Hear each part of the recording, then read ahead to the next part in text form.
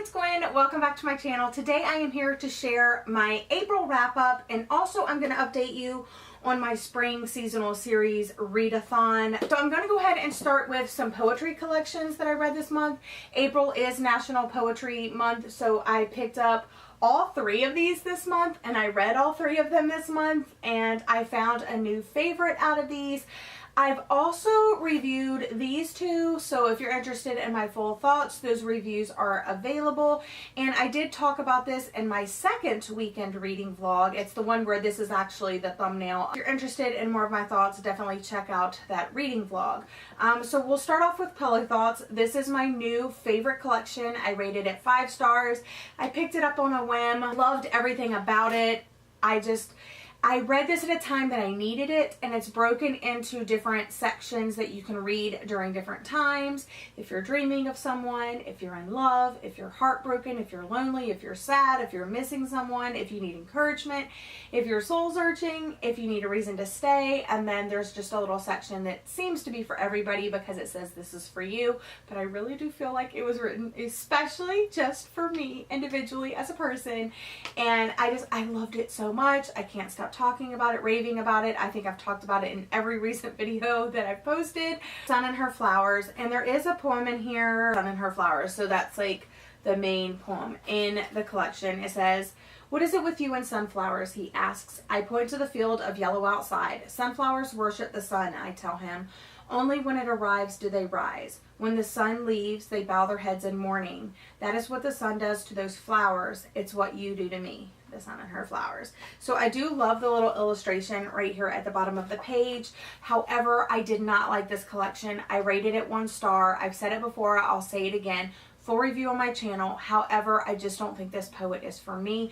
I think she's great as a person. I think she has a lot to say. Her poetry covers a lot of important topics, but it just doesn't, I can't relate to it, and I don't understand how she writes her poems. It's kind of hard to explain, but I've explained it better in the full review that I did of this poetry collection. Read Sarah Kay's debut collection, and I ended up rating this 2 stars. I rated it 2 stars because I do understand her symbolism. I do understand the stories that she's trying to tell. However, I just didn't really like them.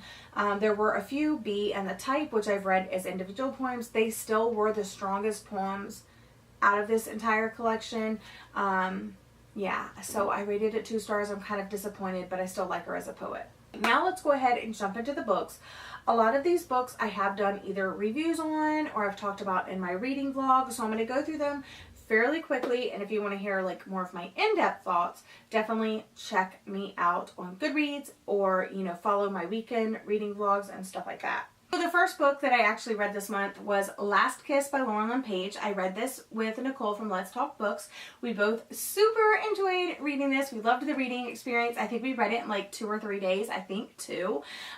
Really, like, we did the majority of our reading like the second day. So really, I could have easily finished this in one sitting, even though it's 350 pages. I loved it so much. I love Emily. I love Reeve. I loved the conclusion. It was kind of everything that I was needing from it being like just a duology. The covers have changed, which I don't like the new covers. I like this one much more. But I did do a full duology review of both of these books because they are new adult. They are maybe considered dark romance, although like I've been reading some darker romance and I definitely don't think this fits the category.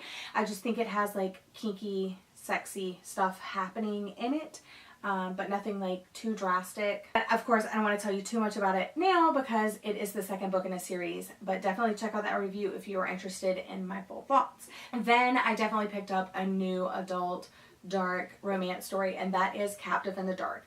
This is something that one of my subscribers recommended to me back when I posted my Tears for Tess review by Pepper Winters, like 3 years ago, maybe 4 years ago.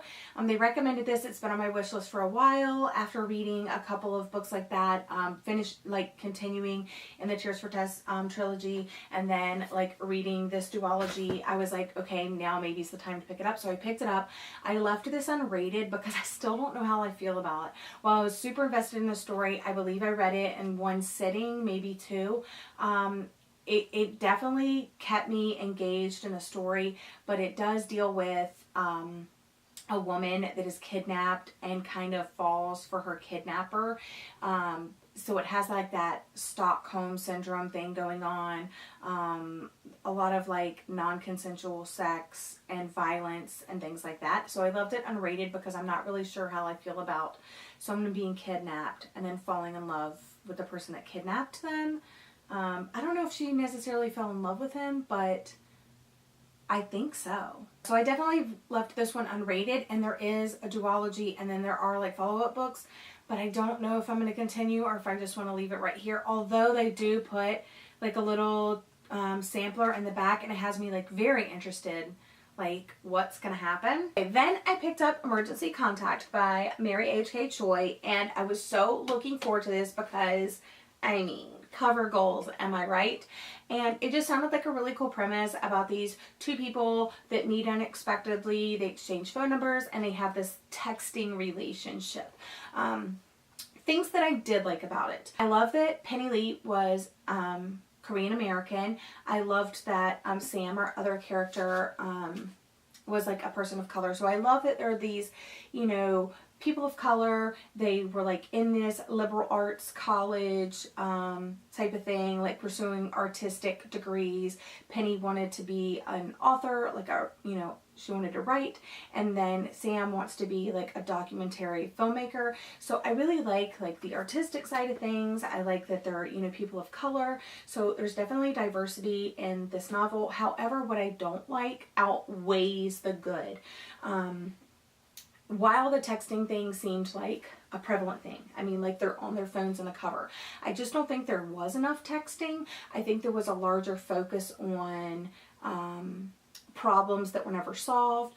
Like later on in the story, you know that like something happened to Penny, and you never get like how that's resolved. The beginning was super slow because I just think that, I mean, it was good, but at the same time it was slow because you're hearing all this crap about like her going to get an iPhone and, you know, how crappy her relationship is with her mom and how much she just wants to get away and start over. And then she gets there, and then there's like her one roommate like really likes her, but then the best friend doesn't like understand their friendship, and like there's just like girl and girl hate, and there's unresolved like deeper issues of rape and consent and things that you never get a full sense of. Plus they talk, like Penny thinks when she first meets Sam that he's gay because he has small hands, and I don't know, just like little things like that just bother me. There's also this part when they talk about like how skinny Sam is, and how he talks about homelessness because he's like living in this coffee shop where he works like upstairs. The owner's like letting him live there, but basically talks about how like he never eats and he doesn't have enough money for food, and it just makes me like worry for him. Like, is he okay? Also, I like that like Sam likes to cook, so I like that they have like their own unique interests and kind of like hobbies and stuff, and that they're like trying to make their way through. But there was just so many like unsettling little nuances thrown in that just like totally bothered me. And even though it was an YA contemporary romance story, even though like the romance is very slight, I think I ended up rating this 2 stars, and I know I'm gonna be one of those people that have an unpopular opinion. Also, I'm thinking about doing a full review, so if you are interested, because I see a lot of people like have this on their TBR, they're hauling it, they're talking about it, and I just think that maybe my review will help some of you guys out there like avoid being disappointed. Next 2 books that I read are Alex Approximately by Jen Bennett and Starry Eyes by Jen Bennett. I do have a full review of both of these books up on my channel. This one follows 2 characters that really like classic movies. They meet online in this chat room. They talk for several months about movies and just getting to know each other, and one of the characters invites the main character out to California to watch this movie, and she ends up moving out to California to live with her dad anyway, but doesn't tell him, and she kind of meets this security guard on her job and kind of starts falling for him, but she doesn't know like whether she should pursue that or pursue her online relationship, and it's just kind of like balancing that. But it's set out in California. It's set during summer. I thought that the landscape and the world was set up really nice. I really enjoyed the characters. It talks about friendship. It talks about family. It talks about like coming into your own, finding yourself, following your heart, and I just really, really enjoyed it, and I rated it 5 stars. The next one, of course, is Starry Eyes. This is her newest release, and I have since put both of her previous novels on my wish list because I just need them in my life because I loved her writing in both of these novels. This one is also set in California. It's kind of set in like the mountainous, like trail hikey area. I know that's not like a word, but it's set in like the, you know, off the beaten path. And this follows, what's her name? I know Lennon. Zori and Lennon, and they used to be really best friends, and then they had this great experiment, and then last homecoming something happened, and you're kind of discovering what happened, why they're not friends anymore, can that relationship be repaired. I love the representation in this book. Lennon does have 2 moms. Our main character's stepmother is Korean American, I believe, and I really like it. So definitely pick up these. I love again that hobbies were a big part of this. Lennon has his hobbies, Zori has her hobbies, and I just really love reading about it. So highly recommend this one as well. 5 stars. Always and Forever Lara Jean by Jenny Han. This is the 3rd and final book in the To All the Boys I've Loved Before series. So if you have not read the first book, basically Lara Jean keeps these, she writes letters to boys that she's loved and puts them in this hat box, and this hat box goes missing, but then all of these guys are like finding out everything. Then she starts dating this guy, and then you kind of follow through. This one was a really great conclusion to the trilogy because I think that it kind of closed everything up as far as like relationship wise, where Lara Jean was in her life. At the beginning, her older sister goes off to college, and then it's kind of like Lara Jean is like the older sister because her dad is a single dad, and so it's her and her younger sister and her dad, and kind of Lara Jean's having to like kind of grow up, and she's going through all of this stuff without her older sister there to guide her. And in this one, she's finished her senior year and she's going off to college. So it's like her senior year and she's getting ready to go off to college, but everything isn't exactly what she planned, and she is a big planner, so she's having to like find her way and figure things out and again follow her heart. And I really, really, really enjoyed this. There was one thing that annoyed me so bad, and it was just she's about to go off to college and she still calls her dad daddy, and that bothered me and made me cringe each and every time that I read it. I just couldn't understand it. But again, people of a family of color, multiple generations, there's things that are going on with the dad, and there's things that are going on with each of the children, and I loved it. I rated that one 4 stars. And then I finally did my reread of the Shatter Me book by Tahereh Mafi, and then I continued in Destroy Me, Unravel Me, and Fracture Me, and I am currently reading Ignite Me. And then the other day, I went to Barnes & Noble and got Restore Me, which I will be doing in my next haul. I am completely sucked into this series. I see why everybody liked it so much. The first time that I read this, I rated it 5 stars. On my reread, I rated it 4 stars. I think it's a great introduction to Juliet and the world and what's going on. And it just gives you that push to pick up the next book. So I loved it just as much the second time that I did the first time, and I see why people like reread the series because you're just sucked in and it goes so fast. Also, I listened to these on audiobook, and the narrator, I'll put her name right here, was amazing. I loved it so much. I did talk about this in my recent reading vlog. Then I had the novella bind up of Destroy Me and Fracture Me, so I read Destroy Me first, and I really didn't like that point of view from Warner, and I understand that I like how it did like tie the story up, like it like started in the story and it kind of went like a little bit past, and you kind of saw like the story from a different perspective. I liked that, but I don't like how I didn't really like his perspective. I didn't really think it was necessary. I thought that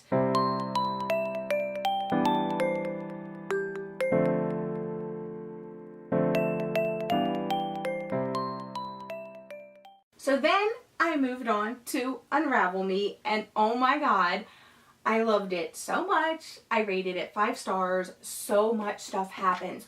There's so many twists and turns here. I posted this on Twitter. There's more twists and turns in Unravel Me than there are twists and turns at Six Flags. It was so good. It was so unexpected. There's slow moments. There's fast moments. There's character growth. There's just everything that you would look for in a second book. Like usually like the first book's really good and then you go into the second book and it's a little like slumpy, but absolutely not. Absolutely amazing. Definitely like one of my faves. And like I said, it definitely like propelled me to continue reading in the series. So then I read Fracture Me, and oh my gosh, I don't necessarily like what happened. I don't necessarily like what I read. This novella is from Adam's perspective, and it made me see Adam as the person he really is. And let me just say, I marked this up so much. Okay, so chapters 1 through 4 in Fracture Me, I was just kind of like reading it. It kind of picks up where Unravel Me left off, and I'm just kind of like going with it just to kind of see. And then chapter 5 started, and I just started highlighting and marking things up. I don't know if you can see that. There's a little line here. I underlined stuff here. I underlined and wrote stuff here. And it just goes on and on with the underlines and the writing, and it just continues and continues and continues for the rest of this novella. To know Adam's character like fully, because when you're looking at a story or a character or a person from one perspective, you only see how they want you to see that person, how they see that person. And then if you get inside that character's head, you don't get to see this facade, this like what the other person sees. You get to see them for who they truly are. I was so pissed off after reading this. I literally wrote my longest Goodreads review that I can ever remember writing. So it's totally spoilery, by the way, if you happen to read that. But I just needed to vent so much, and I felt like the wool was completely pulled over my eyes, and now I'm just pissed, you know? So that took me a minute to digest. Like, I literally had to have a moment. I took a bath and wrote the review, my Goodreads review, in the bath, because I was so heated after reading that. I was so upset for Juliet. I was so upset at myself for not seeing things that I should have seen. And I'm getting frustrated just thinking about it. So of course, I immediately had to start reading Ignite Me, which I am currently reading. I'm actually currently reading 3 books. I'm reading Ignite Me by Tara Mafi. I'm reading All Your Perfects by Colleen Hoover. I got approved from Atria Books for a NetGalley e-book arc. So I'm reading that, and then I'm reading Layover, which is a debut novel by a duo author pair, and I just picked it up in Union Station yesterday while I went to Washington, D.C. So I'm really into all 3 of these stories. I'm about 40% into 2 of them, about 25% into 1, and I have a lot of thoughts about all of them, so maybe you'll see reviews of those coming soon, who knows. But that's what I read this month. It was a great reading month. I definitely think my weekend reading vlogs helped. My spring seasonal series updates. So far there's 25 spaces on a board, and I've crossed off 10 spaces, so that means I have 100 points just for my bingo board. So read a first book in a series, Shatter Me. try to unhaul a book you've lost interest in. I do have, like, on my very bottom shelf down here, an unhaul pile, and I am unhauling The View from Rain Shadow Bay. Again, beautiful cover by Colleen Hobble, but I just don't think I'm going to get into her books, and I have so many other things I'm interested in. So this one is definitely in my unhaul spring cleaning pile. I did read a book with rain in the background, real rain or sounds, and I did read Captive in the Dark when it was like pouring outside. 7, a book with pink on the cover, Always and Forever Lara Jean. Read a series with a new book coming out in 2018, Shatter Me. Read a book with character growth, Unravel Me. But I almost want to like put these in there as well because you get to see a different side of them, even though it's not character growth, it's character development, we'll say. But yeah, I counted Unravel Me, but also Ignite Me, which I'm reading now, is definitely going to count for that. Read a book set in the real world, Last Kiss, the book that I talked about this month. It's set in Wyoming and a couple other places that are like real life places. Let's see. Read a book with spring colors on the cover, Always and Forever Lara Jean. And then read a book that includes an animal, Always and Forever Lara Jean, because they do have a dog. And read a book under 300 pages, Captive in the Dark. So Unravel Me, Ignite Me is going to also cross off like a couple on this list, and I have a couple coming up. But so far I have 10 spaces here on my bingo board crossed off, and I'm really enjoying like getting to this series, especially the Shatter Me series, and oh my gosh, so many thoughts and feelings about this series. So I'll probably do like a full review when it comes to the end, but it's probably going to be me talking more about Fracture Me, because oh my gosh, it's probably just going to be like spoilery thoughts because I just can't. But anyway, that's all for today's video. I hope you have enjoyed. I know it's a little bit of a long one, but I had a lot of thoughts about a lot of things, and I just needed to share with you guys. I hope you're all having a lovely day. I hope you enjoyed this very long video, and I'll see you guys in my next one. Bye!